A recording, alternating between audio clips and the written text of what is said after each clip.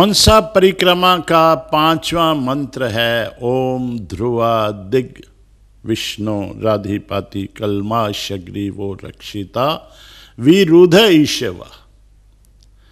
ये किस दिशा का है? ध्रुवा दिशा। ध्रुवा मैंने नीचे की दिशा, और उस नीचे की दिशा का स्वामी कौन है?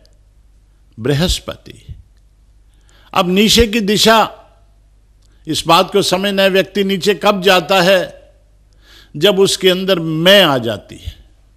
मैं का अर्थ है अहंकार। जब वो समझता है कि जो कुछ हूं मैं ही हूं, और ऐसी स्थिति में क्या हो जाता है?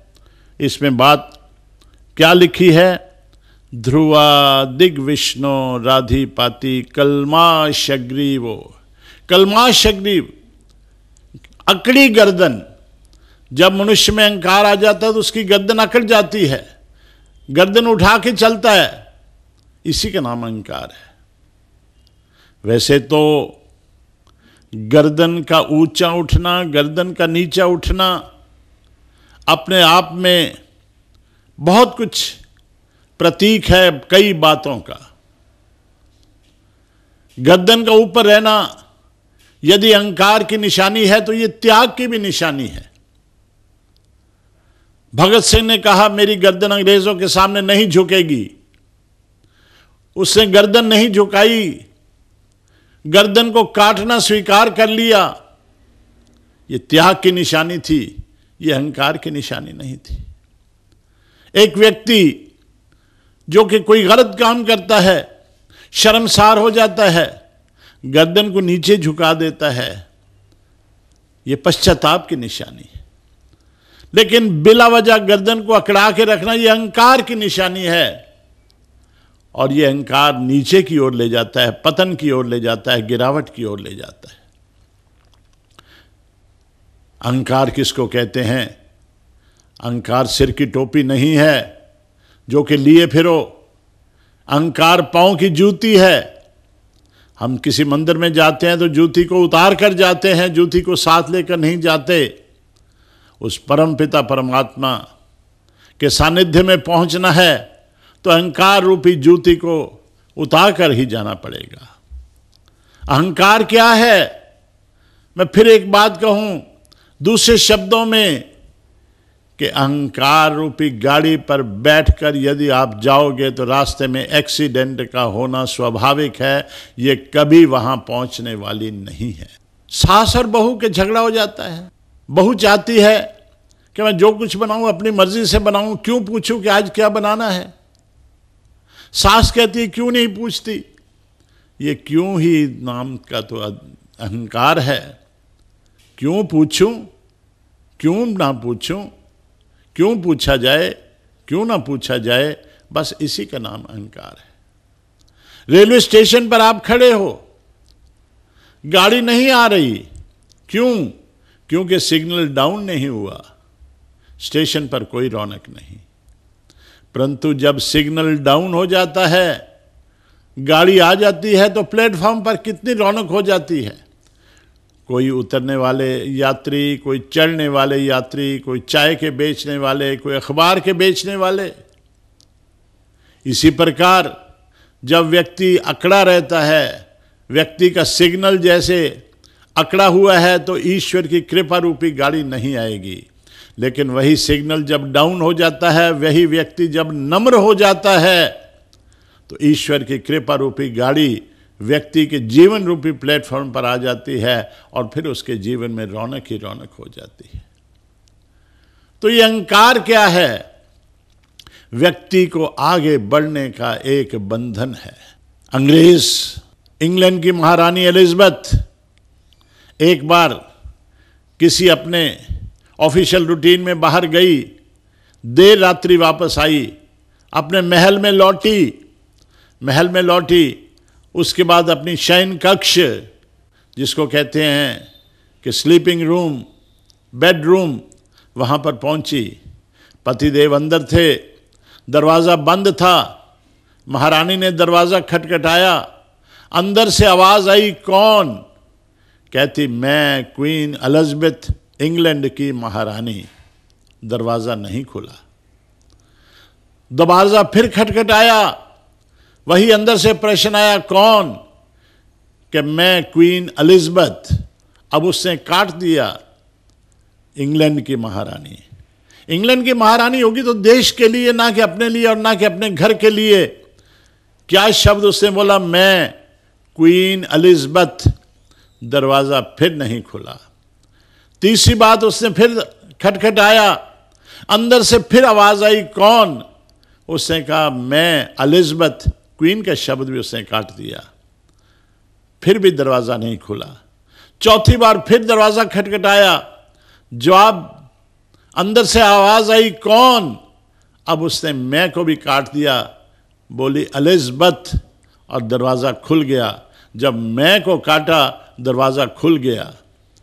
और इसी तरह ईश्वर के घर हम जब पहुंचना चाहते हैं और जब हम अपने साथ विशेषण लगाते हैं, मैं क्वीन एलिजाबेथ, इंग्लैंड की महारानी, जब हम अपने साथ कई विशेषणों के साथ जाते हैं, जब तक वो विशेषण न उतारे जाएं, जब तक मैं न उतारी जाए, ईश्वर की कृपा रूपी जो घर है उसके दरवाजे कभी नहीं खुलते। ईश्वर का अपना भौतिक रूप में घर नहीं है। ईश्वर तो हमारे हृदय के अंदर है, परंतु उसकी जो कृपा रूपी जो है घर है, जिसकी हम आशीर्वाद चाहते हैं, जिसकी हम वर्षा चाहते हैं, वो तभी खुलेगा यदि इस बात को हम सामने रखें कि हमारी जो गर्दन है वो अकड़ी हुई नहीं होनी चाहिए, हमारी गर्दन झुकी होनी चाहिए। उसके दरबार में जाना है तो सर झुका के जाना है, सर को अकड़ा कर नहीं जाना। और इसका स्वामी कौन है? विरुद्ध ईश्वर। इसका रक्षक कौन है? इसके वाहन कौन है? विरुद्ध। अब विरुद्ध का क्या अर्थ है? विरुद्ध, सबसे पहले देखिए, लता को विरुद्ध कहते हैं। जरा सोचिए, लता की कितनी शाखाएं कमजोर होती हैं और वो 5वीं मंजिल तक पहुंच जाती है और वहां जाकर अपने फूल भी देती है, फल भी देती है। वो शाख कितनी कमजोर होती है, चाहे वो कितनी कमजोर हो, 5वीं मंजिल तक पहुंच जाती है। क्यों? क्योंकि वो नम्र है। नम्रता से व्यक्ति न जाने कहां कहां पहुंच जाता है। तो इसका वान क्या है? इसका वान विरुद्ध ईश्वर। अब विरुद्ध क्या कहते हैं? नीचे से ऊपर की ओर जाना। विरुद्ध का दूसरा अर्थ है नीचे से ऊपर की ओर जाना। नीचे से ऊपर की ओर जाने का क्या अर्थ है? कि हम ये समझें कि हमने ऊपर उठना है, हम बहुत गिरे हुए हैं और हमने ऊपर उठना है। प्रकृति का नियम यही है कि नीचे से ऊपर को जाना। ऊपर से नीचे आने का नाम गिरावट है और नीचे से ऊपर जाने का नाम उत्थान है। अहंकारी व्यक्ति को यह सोचना चाहिए कि मैं जो नीचे से ऊपर तभी जाऊंगा यदि नम्र रहूंगा। और उसके लिए विरुद्ध का अर्थ यह भी है कि ज्ञान की आवश्यकता है और इस बात की आवश्यकता है कि हम उन लोगों के सानिध्य में जाएं जिनमें नम्रता है। और इसीलिए इसको क्या कहा गया है? ध्रुवा दिग विष्णु राधिपाति कलमाश अग्नि वो रक्षिता। उस नीचे की दिशा का स्वामी कौन है? वो विष्णु है। विष्णु को अलग नहीं है, परमात्मा का गौणिक नाम है। और वो गौणिक नाम क्या है? विष्णु। वो सर्वव्यापक है, सब ओर है। जब नीचे गिरने लगोगे तो वही संभालेगा।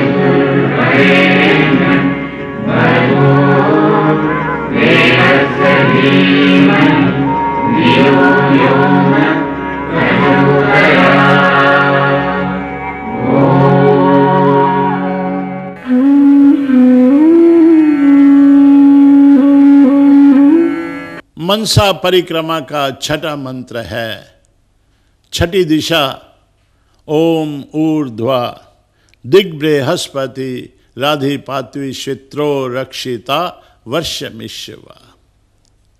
मनसा परिक्रमा के पहले मंत्र में व्यक्ति को बंधन जब अग्रसर होने लगा, उन्नत होने लगा, तो पहला बंधन मोह का था, मोह ने पकड़ लिया।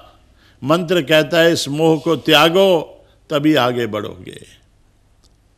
मनसा परिक्रमा का दूसरा मंत्र, जब व्यक्ति उन्नति करने लगा, अग्रसर होने लगा, तो लोभ ने उसको पकड़ लिया।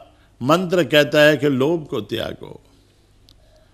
मंत्र का तीसरा, मनसा परिक्रमा का तीसरा मंत्र, जब व्यक्ति आगे बढ़ने लगा, उसको काम वासना ने पकड़ लिया कि इस काम वासना को त्यागो। मंत्र का चौथा भाग, मनसा परिक्रमा का चौथा मंत्र, जब व्यक्ति आगे बढ़ने लगा तो उसको क्रोध ने पकड़ लिया। और मंत्र पांचवा मनसा परिक्रमा का, जब व्यक्ति आगे बढ़ने लगा तो उसको किसने पकड़ लिया? उसको पकड़ लिया अहंकार ने। तो जब व्यक्ति इन पांचों चीजों से ऊपर उठ जाता है, मोह से, लोभ से, क्रोध से, काम से, अंधकार से, और अपने पूरे द्वेष को त्याग देता है, ईश्वर के प्रति समर्पण हो जाता है कि प्रभु मैं तो कुछ नहीं करता, जो मुझसे द्वेष करता है या जिससे मैं द्वेष करूं वो आपकी न्याय अवस्था में हो। जब ऐसी स्थिति आ जाती है तो व्यक्ति छठी स्थिति में पहुंच जाता है, ऊर्ध्वा दिग्बृहस्पति। ऊर्ध्वा मैंने ऊपर की दिशा, ऊपर की दिशा में जब व्यक्ति पहुंचता है, ऊपर का क्या नाम है? वो उठ गया ऊपर। किन चीजों से? क्रोध से ऊपर उठ गया। किससे ऊपर उठ गया? वो लोभ से, मोह से, अहंकार से, इन सब चीजों से ऊपर उठ गया। इन चीजों को उसने नीचे छोड़ दिया कि मुझे अब इन चीजों की आवश्यकता नहीं है। ऊर्ध्वा दिग्बृहस्पति, तो उस समय वो परमपिता परमात्मा जो कि बृहस्पति है, ब्रह बड़े को कहते हैं, ब्रह्म जो बहुत बड़ा है, ब्रह्मांड जो बहुत बड़ा है, बृहस्पति वो परमात्मा जो कि सबसे बड़ा है। जब उस परमपिता परमात्मा की तब शरण में वो पहुंच जाता है, फिर परमपिता परमात्मा उसकी रक्षा करता है। परमपिता परमात्मा उसमें ऐसे विचार पैदा करता है, उसमें ऐसी प्रेरणाएं देता है कि वो इस ओर दोबारा अग्रसर ना हो सके। ओम ऊर्ध्वा दिग्बृहस्पति राधिपात्वी श्वित्रो रक्षिता। वो परमात्मा कैसे रक्षा करता है? कोई परमात्मा नीचे आकर उसको आदेश नहीं देता। कोई परमात्मा कैसे रक्षा करता है? अच्छे ज्ञान के माध्यम से उसकी रक्षा करता है। और वो रक्षक कौन है? ऊर्ध्वा दिग्बृहस्पति राधिपात्वी श्वित्रो। श्वित्रो क्या कहते हैं? जो शुद्ध ज्ञान है वो उसकी रक्षा करता है। वैदिक ज्ञान उसकी रक्षा करता है। ईश्वर का, ब्रह्म का, उस परमात्मा का बनाया हुआ वेद उसकी रक्षा करता है। उसके स्वाध्याय से उसके ज्ञान का वर्धन होता है। तब वो इस ओर नहीं जाता, तब इन चीज़ों को वो नहीं समझता कि इसमें कोई महत्व है। ऊर्ध्वा दिग्बृहस्पति राधिपात्वी श्वित्रो रक्षिता वर्षमिष्यवाहा। तब उसके वान क्या हैं? वो प्रभु की वर्षा, उस प्रभु की कृपा की वर्षा जो कि सबसे पहले मंत्र में मांगी गई थी। ओम शन्नो देवीरभीष्टाय आपो भवन्तु पीताय संयोरभिस्रवन्तु न। प्रभु तो कल्याणकारी है, प्रभु तो दिव्य गुण स्वरूप है। मुझ सुख के लिए आनंद की वर्षा करो, मैं आनंद की प्राप्ति चाहता हूं। तो ये छठे मंत्र में वही बात कही है।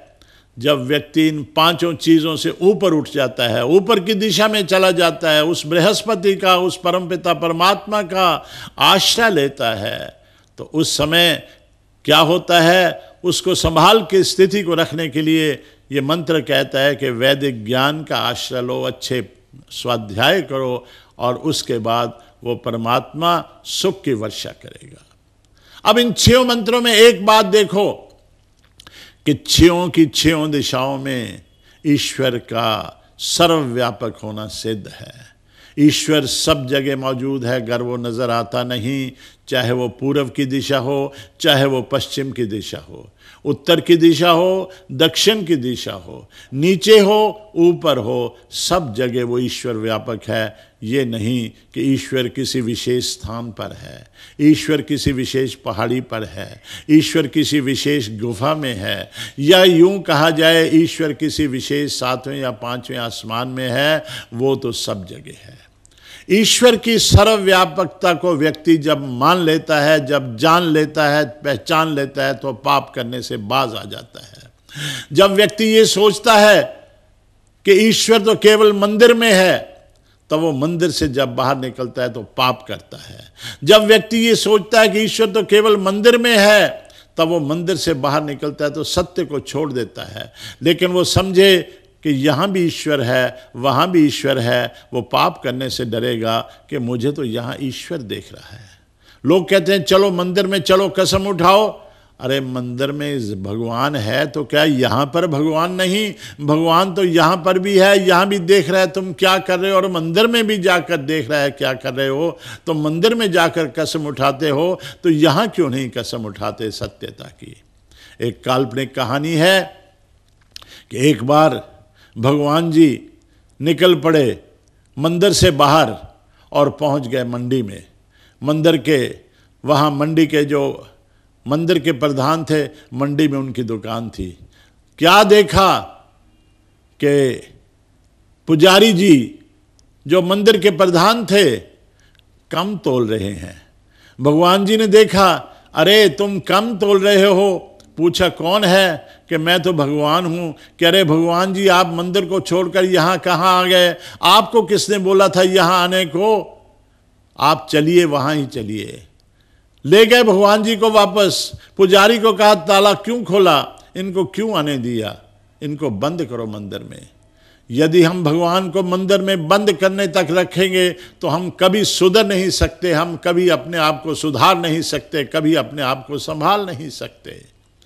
क्योंकि परमात्मा तो सब जगह है। मैं यहाँ पाप करता हूँ तो परमात्मा मुझे देख रहा है, मैं यहाँ पुण्य करता हूँ तो परमात्मा मुझे देख रहा है। यहाँ मेरे मन में स्वच्छता है तो परमात्मा को नहीं स्वच्छता तो उसका तो न्याय अवस्था ऐसी है, उसमें वहाँ वकील की आवश्यकता नहीं, वहाँ किसी दलील की आवश्यकता नहीं, वहाँ किसी गवाह की आवश्यकता नहीं, वहाँ किसी रिकॉर्ड की आवश्यकता नहीं। वहाँ तो केवल परमात्मा सब कुछ जानता है, स्वयं सब कुछ जानता है। मनसा परिक्रमा के इन मंत्रों को यदि हम विचारें, चिंतन करें तो बहुत बहुत ऊंचे उठ जाएंगे, सब कुछ त्याग देंगे। जितने भी हमारे विष हैं, अंदर जहर भरे हुए हैं, जितने विषय हैं, गंदे संस्कार हैं, सब व्यक्ति छोड़ देता है जब इन पर चिंतन करता है। इति ओ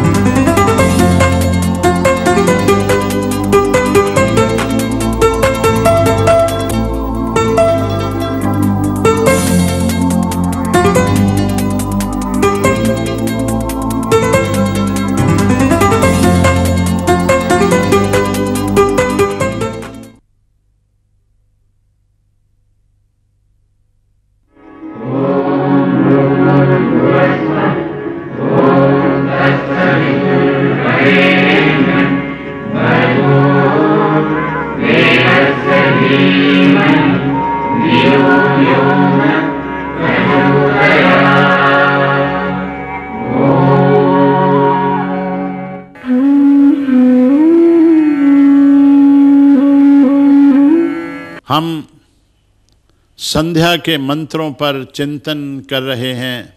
थोड़ा सा पीछे को वापस मुड़ें तो देखें कि किस प्रकार से माला में मोती पिरोए हुए हैं, गाड़ी एक स्टेशन से अगले स्टेशन पर जा रही है। सबसे पहले प्रार्थना की गई सुख की वर्षा की। सुख की वर्षा कैसे हो? इंद्रियों का बल मांगा गया, बल का दुरुपयोग ना हो। इंद्रियों में पवित्रता मांगी गई, इंद्रियों में पवित्रता के साथ अंतःकरण की पवित्रता मांगकर प्राणायाम किया गया।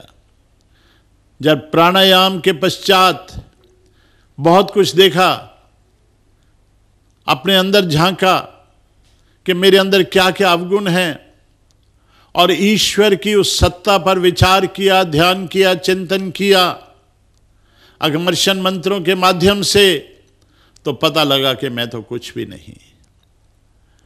तब व्यक्ति ने निश्चय किया कि मैं आगे बढ़ूंगा। परिक्रमा मनसा के मंत्रों के बाद ये बात पता लगी कि मेरे रास्ते में तो बहुत रुकावटें हैं। किस किस की रुकावटें हैं? मोह की, लोभ की, क्रोध की, अहंकार की। तब व्यक्ति इनसे ऊपर उठ गया, और जब इनसे ऊपर उठ गया, निश्चय हो गया कि मैंने ऊपर उठना है, संकल्प कर लिया कि मैंने ऊपर उठना है, और इस ओर व्यक्ति ने चलना शुरू कर दिया कि मैंने ऊपर उठना है। तो जब ऊपर उठता है तो उसकी क्या दशा बन जाती है, ये इससे अगले मंत्र में दर्शाया गया है। ये अगले 4 मंत्रों को उपस्थान मंत्र कहते हैं। उपस्थान, उप मैंने पास, स्थान मैंने स्थान, बैठना, प्रभु के पास जा बैठना। अब कैसे है?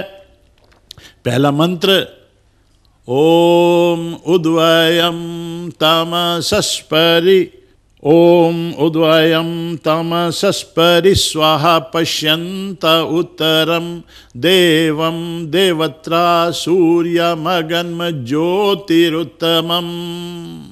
इस मंत्र को व्यक्ति जब समझता है, मंत्र मुग्ध हो जाता है, एक उसमें एक अजीब किस्म का आनंद आ जाता है। ओम उद्वयम तमसस्परि, उद्वयम उत्वयम, उत मैंने ऊपर, वयम मैंने हम। जब हम ऊपर चढ़ जाते हैं, जब हम ऊपर पहुंच जाते हैं इन चीजों से। किस चीजों से? उद्वयम तमस, तमस मैंने अंधकार। जब अंधकार से ऊपर उठ जाते हैं, जब रोशनी की ओर चले जाते हैं, जब पता लग जाता है कि मैं जिस गड्ढे में गिरा हुआ था, लोभ मोह कामना इत्यादि, वो तो अंधकार था। जब इस अंधकार से निकलकर हम बाहर आ जाते हैं तो क्या दशा हो जाती है। जरा मैं आपको भौतिक दृष्टि से दिखलाता हूं। कभी आप देखिए हवाई जहाज पर ऊपर चढ़कर जब जा रहे हों तो ये वृक्ष छोटे छोटे दिखाई देते हैं। ये बड़े बड़े भवन जो कि 30-30 मंजिलों के 30 स्टोरी बिल्डिंग बहुत छोटी छोटी दिखाई देती हैं। ऐसा लगता है जो व्यक्ति, जो इंसान नीचे जा रहे हैं, शायद कीड़े मकोड़े हैं, बहुत छोटे छोटे दिखाई देते हैं। क्योंकि हम ऊपर उठ गए, ये चीज़ें छोटी दिखाई देती हैं। और उसके बाद जब हवाई जहाज और ऊपर उठ जाता है तो ये चीज़ें बिल्कुल दिखाई नहीं देती। ठीक इसी प्रकार से जब व्यक्ति ऊपर उठ जाता है, जब व्यक्ति का स्तर जो है, मानसिक स्तर जो है, आध्यात्मिक स्तर जो है बहुत ऊंचा हो जाता है, भौतिक स्तर उसके बाद ये छोटा सा दिखाई देता है। सबसे पहले व्यक्ति ये सोचता है जब तक ईश्वर के सानिध्य में नहीं पहुंचता, मेरे पास तो कार है जी, मेरे पास तो कोठियां हैं जी, मेरे पास तो कारखाने हैं, इन चीज़ों को बहुत बड़ा मानता है। लेकिन जैसे ऊपर उठता है, हवाई जहाज़ के सामने ये मकान वगैरह सब छोटे छोटे दिखाई देते हैं जब ऊपर उठ जाता है। ठीक इसी प्रकार जब ईश्वर के सानिध्य में पहुंचता है तो ये चीज़ें तो बड़ी छोटी दिखाई देती हैं कि मेरे पास कार है, मेरे पास कोठी है, मेरे पास परिवार है, मेरे पास सत्ता है, इत्यादि इत्यादि। ये चीज़ें बहुत छोटी दिखाई देती हैं। और जैसे मैंने बताया हवाई जहाज और ऊंचा उठ जाता है और ऊंचा उठ जाता है, तो ये चीज़ें दिखाई नहीं देती। जब व्यक्ति और ऊंचा उठ जाता है तब उसको अच्छा ही नहीं लगता कि मेरे पास कार है या मेरे पास कोठी है या मेरे पास संसार की दौलत है, क्या कुछ है और क्या कुछ नहीं, उसको ये कुछ भी दिखाई नहीं देता। और इसीलिए इसको आसक्ति कहते हैं, इसलिए इसको वैराग्य कहते हैं, इन चीज़ों का छोड़कर चले जाना। स्वामी दयानंद के पास घर में बहुत कुछ था, सब कुछ छोड़ के चले गए। महात्मा बुद्ध के पास बहुत कुछ था, सब कुछ छोड़ के चले गए। स्वामी विवेकानंद के पास बहुत कुछ था, सब कुछ छोड़कर चले गए। इन चीज़ों में कोई रस नहीं दिखाई दिया।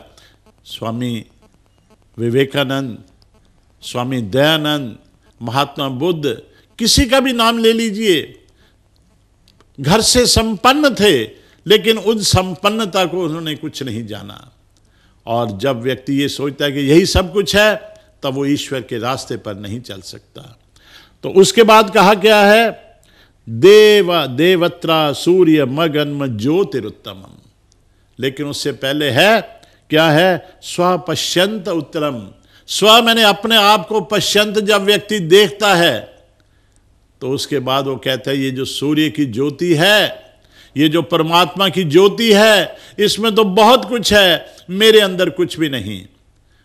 अब इस सूर्य की ज्योति को थोड़ा सा मैं और बताऊं। हम नीचे बैठे हैं मैदानों में और उसके बाद ऊपर बादल छा जाते हैं तो सूर्य हमें दिखलाई नहीं देता। इसका यह मतलब नहीं कि सूर्य नहीं है, इसका ये मतलब नहीं कि सूर्य नहीं है, बादल हमारे और सूर्य के मध्य में आ गए और सूर्य हमें दिखलाई नहीं देता। जब हम ईश्वर को देखना चाहते हैं, ईश्वर को पाना चाहते हैं, ईश्वर की कृपा का आनंद लेना चाहते हैं और बीच में ये बादल, ये रुकावटें, ये बंधन आ जाते हैं, तो उसके बाद क्या होता है कि हमें दिखलाई नहीं देता कि ईश्वर कोई है। हम समझते नहीं, हम समझते हैं जो कुछ है हम हैं। जैसे बादल ईश्वर को देखने नहीं देते, उस प्रकार ये बंधन हमें ईश्वर की सत्ता को महसूस नहीं करने देते। लेकिन मैं थोड़ा सा और आऊँ, जैसे कि हम ऊपर उठ जाते हैं, ऊपर चढ़ जाते हैं, पहाड़ी के ऊपर चले गए और ऊपर चले गए, ये बादल नीचे रह गए, तो सूर्य हमें बड़ी अच्छी प्रकार से दिखाई दे जाता है। ये बादल नीचे रह गए, हम ऊपर चले गए और सूर्य के बड़ी भली प्रकार से दर्शन हो गए।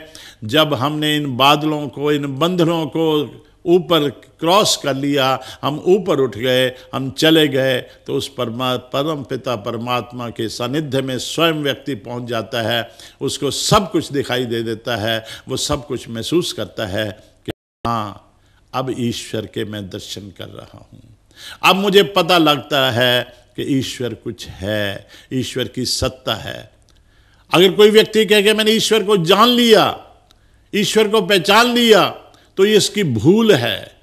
और वो व्यक्ति जो कहता है कि मैंने तो बहुत सिर पटके, बहुत स्वाध्याय किया, बहुत पुस्तकें देखी और मैं तो ईश्वर को समझ में ही नहीं सका, अगर ऐसी बात है तो समझो कि उसको कुछ ईश्वर का पता लग गया। और जो कहता है मैंने ईश्वर को जान लिया, समझो ईश्वर का उसको कुछ पता नहीं। और ये कब पता लगेगा?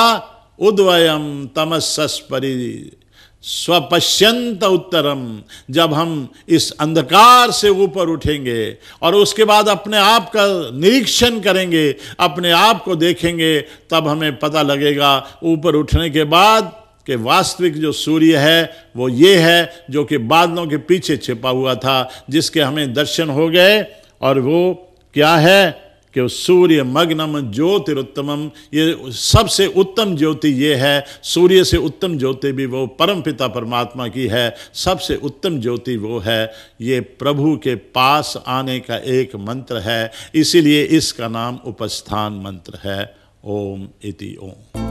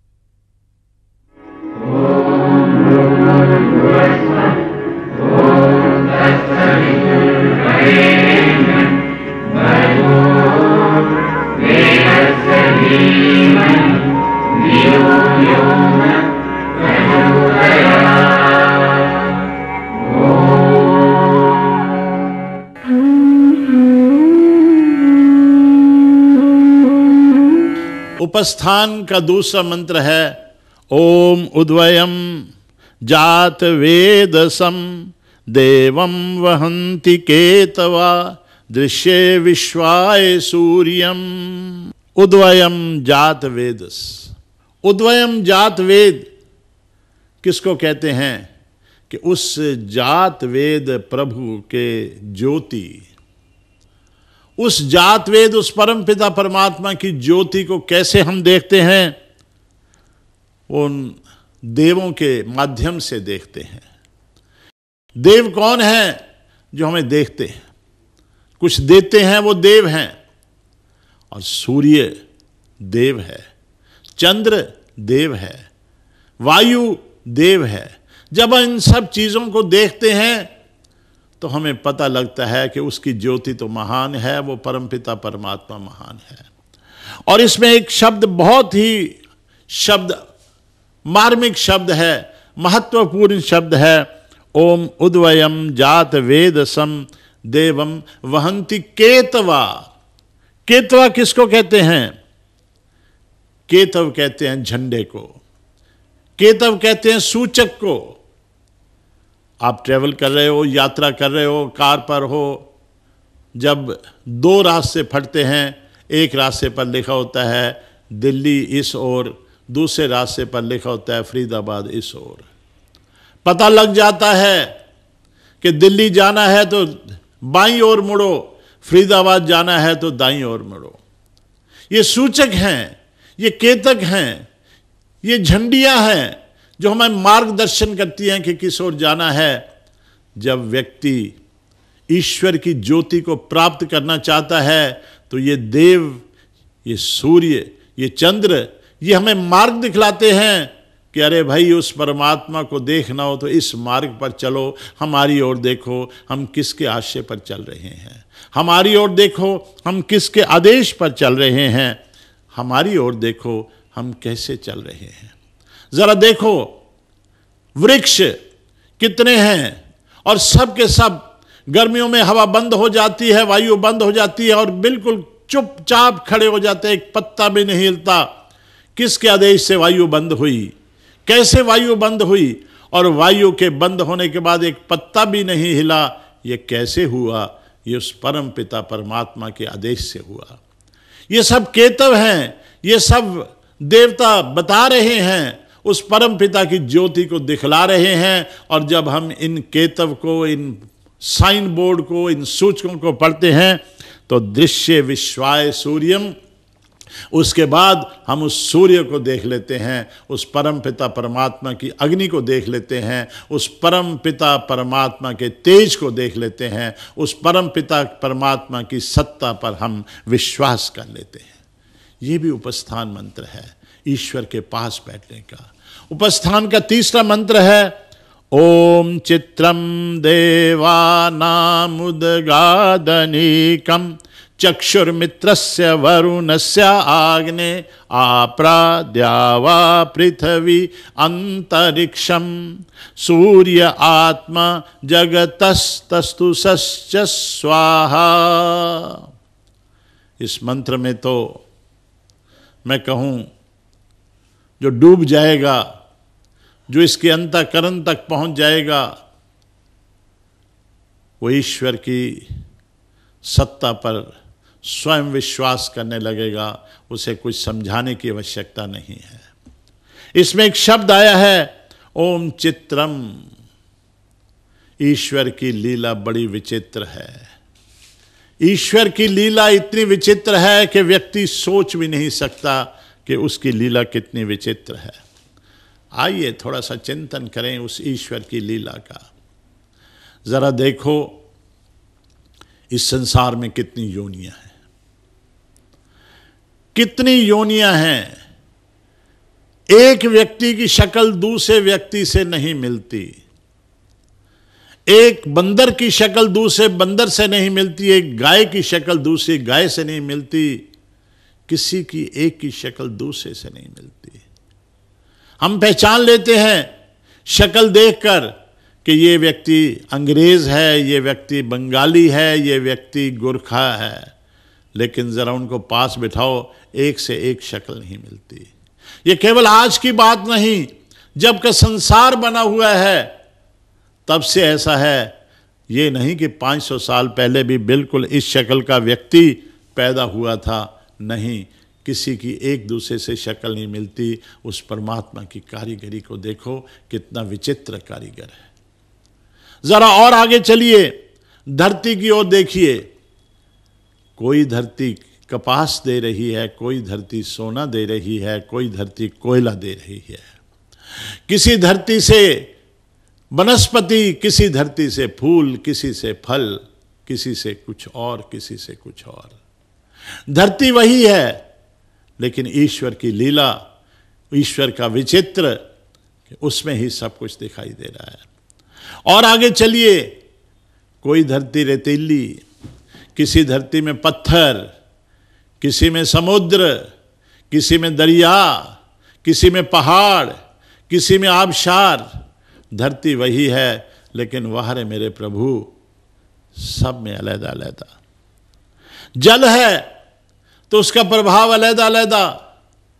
किसी स्थान का जल कड़वा, किसी स्थान का जल मीठा, किसी स्थान का जल इस प्रकार कि व्यक्ति को कब्ज है तो ठीक हो जाए, किसी जल का प्रभाव ऐसा कि व्यक्ति को अगर कब्ज करनी है तो वो जल पिला दो।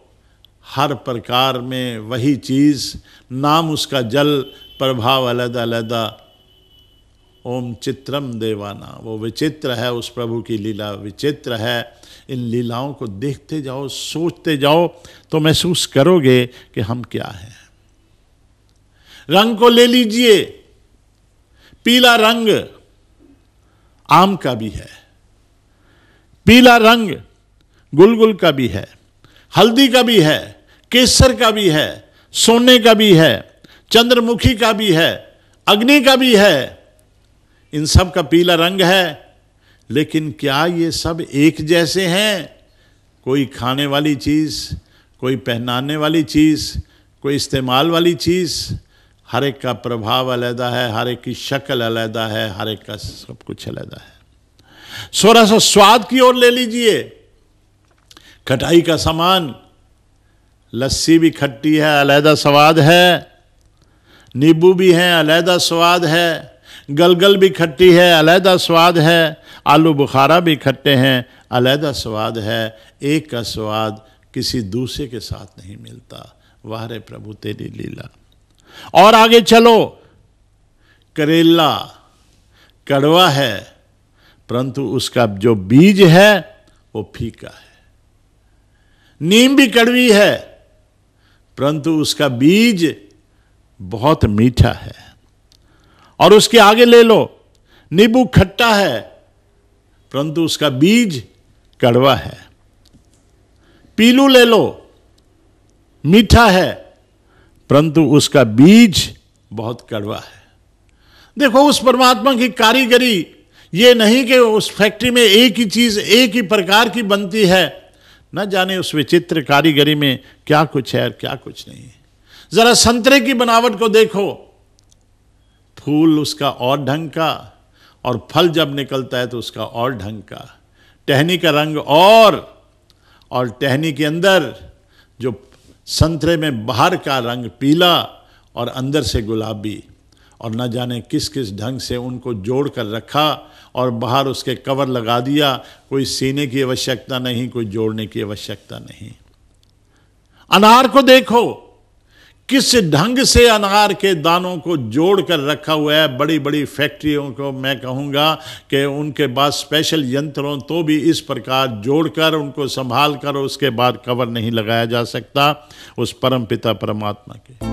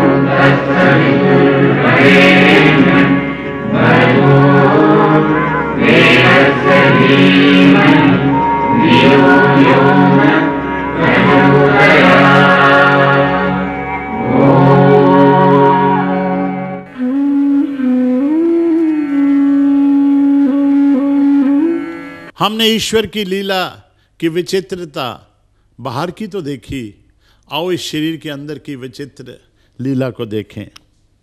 सबसे पहले तो ये देखिए, इस शरीर में मैदा है, एक ऐसी फाउंड्री है जिसमें बड़ी से बड़ी धात भी पिघल जाती है।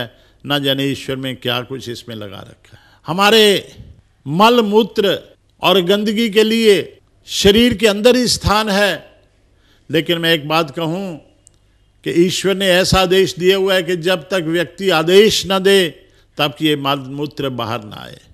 यदि ऐसी बात ना होती तो व्यक्ति किसी जगह बैठ भी ना सकता, लगातार कभी कुछ बाहर आ रहा है, कभी कुछ बाहर आ रहा है। हमारे घरों में बनाए जाते हैं संडास, पहले बाहर बनाए जाते थे, अब साथ ही बाथरूम अटैच्ड हो जाते हैं, लेकिन फिर भी कहते हैं कि बदबू आती है। कभी कोई दवाई रखी जाती है, कभी कोई गोली रखी जाती है, कभी फिनाइल से साफ किया जाता है कि बदबू ना आए। वाह रे परमात्मा, तेरी लीला। सब कुछ इस शरीर में गंदगी है, लेकिन फिर भी ना व्यक्ति स्वयं उस गंदगी को महसूस करता है और ना कोई पास बैठने वाला, वरना शरीर में इतनी गंदगी है तो न जाने कैसे कैसे ईश्वर ने उसको संभाल कर रखा कि किसी को उसमें नहीं। इसमें एक बड़ा कार्यालय है जिसमें सब कुछ प्राप्त होता है, और उसमें 5 तार बाबू हैं जो कि उसको संभालते हैं, और उनका एक हेड है जिसके अधीन वो कार्य करते हैं। वे 5 तार बाबू कौन हैं? ये हमारी ज्ञान इंद्रियां हैं जो सबसे बाहर से बहुत कुछ एकत्रित करती हैं। और इनका हेड बाबू कौन है? वो ब्रेन है, वो मस्तिष्क है, वो दिमाग है जो कि सबको कंट्रोल करता है। वाह रे प्रभु तेरी लीला। इस अहाते में एक बड़ा तारों का जाल बिछा हुआ है। मैं कहूँ पूरा तार घर है, और वो क्या है? ब्रेन है। न जाने कितने उसमें करंट्स आते हैं, कितने उसमें संदेश आते हैं, कितने उसमें मैसेज आते हैं। एक बड़ी अच्छी फोटोग्राफी है, सब फोटो इसमें खींचे जा रहे हैं। 2 कैमरे लगे हुए हैं, ये आंखों के 2 कैमरे, छोटे छोटे 2 कैमरे, और कितनी फिल्में ले रहे हैं, और इतनी फिल्मों के कैसेट बनाकर संभाल कर रखे हुए हैं। थोड़ा सा याद करो, आज से 10 साल पहले किसी में क्या देखा था, 1 मिनट में वो कैसेट सामने आएगी और आपको दिखलाई देने लग जाएगा। और इन कैमरों को संभाल कर रखने के लिए गड्ढे बनाए हैं ताकि इन कैमरों को कोई चोट ना लगे। और जैसे दुकानदार रात को सोते समय फाटक बंद करके सो जाता है, ठीक इसी प्रकार से जो पलकें हैं, ये फाटक हैं। जब ये कार्यालय बंद हो जाता है तो फाटक को नीचे फेंक दिया जाता है, पलकें बंद हो जाती हैं ताकि इन कैमरों को कोई किसी प्रकार से चोट ना पहुंचे। यहाँ पर एक बड़ा अच्छा संगीत का भी घर है, और वो तारें बजती हैं, सितार बजते हैं, सब कुछ बजता है। वो क्या है? व्यक्ति का कंठ है, सब कुछ उसमें है। वैसे तो हारमोनियम अलहदा बजता है, वायलिन अलहदा बजता है, लेकिन वाह रे प्रभु तेरी लीला, इस कंठ में ही सब कुछ आता है। मीठी आवाज़ भी आ जाती है, कड़वी आवाज़ भी आ जाती है, ऊंची आवाज़ भी आ जाती है, नीची भी आ जाती है, सुरीली भी आ जाती है, सब कुछ इसी में आ जाता है। इस अहाते में एक आटा मशीन भी है, और आटा मशीन क्या होती है कि जैसे उसको चलाते हैं, फिरते हैं, और जो आटा पीसने वाला हो वो आटे को कभी इधर करता है, कभी इधर करता है, ताकि कोई भाग ऐसा ना रह जाए जो कि पीसने वाला ना रह जाए। वो आटा मशीन क्या है? हमारे दांत मुंह के अंदर जो कि उसको चबा चबा कर बारीक करते हैं, और वो जो बीच में जो जिह्वा है वो कभी उसको, ताकि कोई चीज़ बचे ना, कभी इधर लाती है, कभी उधर लाती है। इस शरीर के अंदर एक बहुत बड़ा चिकित्सालय है। चिकित्सालय में क्या होता है? मरीजों का इलाज होता है, मर्ज का इलाज होता है, बीमारी का इलाज होता है। बहुत सी ऐसी बीमारियां हैं जो कि बिना किसी डॉक्टर के सहायता से ठीक हो जाती हैं। परमात्मा ने इस शरीर के अंदर एक चिकित्सालय भी बनाया हुआ है। मैं कहूं यहां वाटर वर्क्स का भी पूरा अरेंजमेंट है, पूरा नहर का डिपार्टमेंट है।